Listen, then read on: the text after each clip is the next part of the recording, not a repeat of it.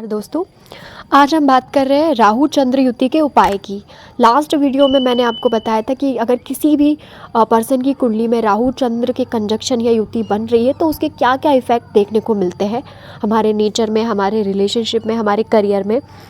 तो अब हम उपाय की बात करते हैं। वीडियो को हम ज़्यादा लंबा नहीं खींचते हैं, हम पॉइंट टू पॉइंट बात करते हैं। सबसे पहले मैं आपको एक चीज़ बता दूँ, कोई भी कंजक्शन, कोई भी युति, नेगेटिव साइड कोई चीज़ अगर कुंडली में आती है तो वो हमें बाय बर्थ मिली है। अगर हम ये बोलें कि इसकी पूजा करवा के इसका ये एक बार में ही उस चीज़ को ख़त्म कर लें तो एक बार में ख़त्म नहीं होती कोई चीज़, क्योंकि वो हमें हमारे पास्ट कर्मा से बाय बर्थ मिली है।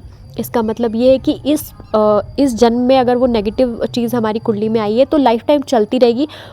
उपायों से उसकी रेमेडी करके हम उसको कम कर सकते हैं धीरे धीरे। पूजा आप किसी चीज़ की करवाते हो तो उसका इफ़ेक्ट कुछ टाइम तक ऑब्वियस सी बात है रहता है। मंत्रों के जाप आप किसी टाइम तक करवाते हो तो मंत्रों के जाप का भी आपको असर मिलता है।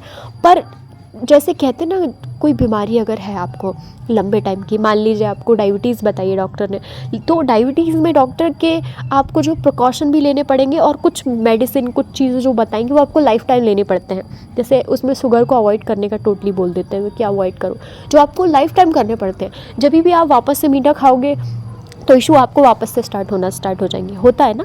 तो वैसे ही जब भी कोई नेगेटिव युति, कंजक्शन, नेगेटिव कोई चीज़ हमारी कुंडली में आई है तो हमें अपनी लाइफ में उसके कुछ प्रिकॉशन जो है, क्या चीज़ अवॉइड करनी है, क्या चीज़ लेनी है, अगर इतना भी कंट्रोल हम अब कर लेते हैं ना तो बहुत हद तक उसके नेगेटिव इफेक्ट से हम बच जाते हैं। राहु चंद्र युति के बारे में मैं आपको पहले बता चुकी हूँ कुंडली में कि लास्ट वीडियो में मैं आपको बता चुकी हूँ कि क्या क्या इफेक्ट रहते हैं। अब हम बात कर लेते हैं उपाय की। तो राहु जो था वो कहीं ना कहीं एक तरीके से बोले तो हम जो हमारे मन पे जहर जो चढ़ जाता है, चंद्रमा हमारा मन है और राहु जब भी हमारे मन पे जहर चढ़ जाता है तो सबसे ज़्यादा इसका असर हमारे मन पे होता है। हमारा जो मन है वो नेगेटिव चीज़ों में ही ज़्यादा जाता है, नेगेटिव ही सोच रखता है। तो इसमें हमें, मैंने जैसे लास्ट वीडियो में बोला था, हमें उपाय करने हैं चंद्रमा को यानी कि मन को स्ट्रॉन्ग करना है।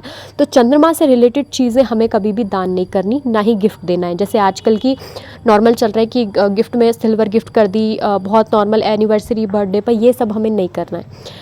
ये आपको जिनकी भी कुंडली में कंजक्शन है उनको चंद्रमा से रिलेटेड चीज़ें जैसे सिल्वर हो गई, वाइट चीज़ें हो गई, ये सब किसी को गिफ्ट में ना ही देना है, ना दान में देना है। आप ले सकते हो किसी से गिफ्ट में, और आप जितना हो सके सिल्वर से रिलेटेड चीज़ें, चेन हो गई, कड़ा हो गया, ये पहन सकते हो। इससे आपका जो मन है वो शांत रहेगा और थोड़ा स्ट्रांग होगा।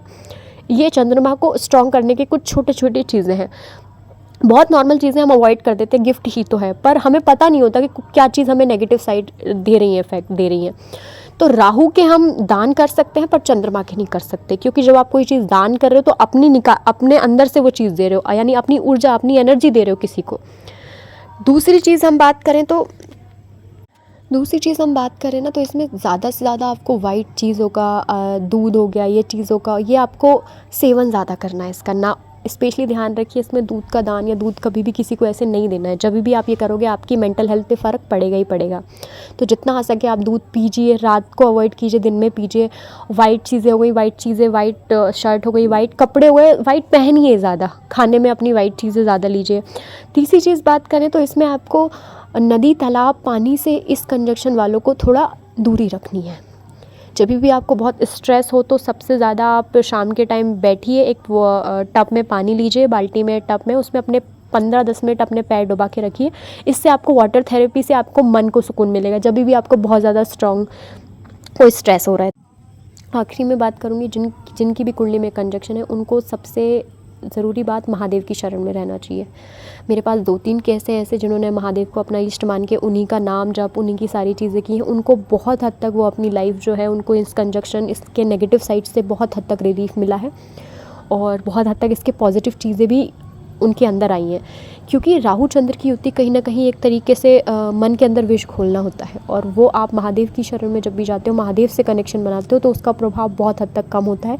तो डेली शिवलिंग पे हमेशा जल चढ़ाइए जितना हो सके, आपसे हो पा रहा है। ये आपकी मेंटल हेल्थ को बहुत स्ट्रॉन्ग करेगा। सबसे पहली बात, जितना आप इसमें अपने मन को मजबूत करेंगे ना, जो भी प्रॉब्लम इस युति से रिलेटेड चीज़ें दिख रही हैं वो ऑटोमेटिक सी चीज़ें जो नेगेटिव है वो ख़त्म होती चले जाएंगी।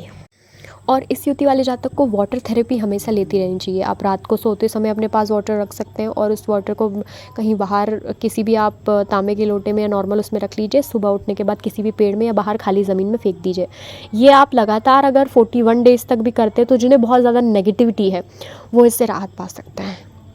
ठीक है, अगले कुछ चीज़ें हम नेक्स्ट वीडियो में बात करेंगे। वीडियो ऑलरेडी बहुत लंबा हो चुका है, तो अगली किसी भी युति के बारे में मैं नेक्स्ट वीडियो में बात करूँगी। अगर आपको किसी कंजक्शन या युति के बारे में स्पेशली पूछना है तो आप मुझे कमेंट बॉक्स में उस युति के बारे में बता दीजिए। तो नेक्स्ट वीडियो में मैं उसी को एक्सप्लेन और उसी के नेगेटिव और पॉजिटिव चीज़ें विथ रेमेडी ज़रूर पोस्ट करूँगी।